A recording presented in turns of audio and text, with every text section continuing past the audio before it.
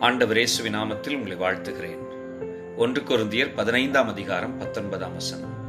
இம்மைக்காக மாத்திரம் நாம் கிறிஸ்துவின் மேல் நம்பிக்கையுள்ளவர்களாயிருந்தால் எல்லா மனுஷரை பார்க்கிலும் பரிதபிக்கப்படத்தக்கவர்களாய் இருப்போம்.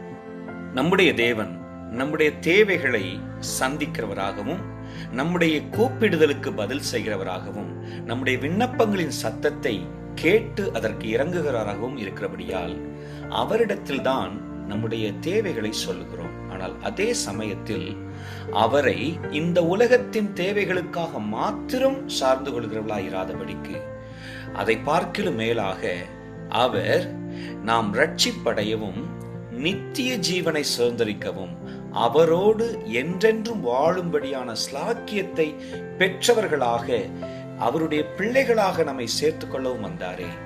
நித்திய ஜீவனுக்காக அவரை பற்றிக் கொள்வோம். Praise the Lord.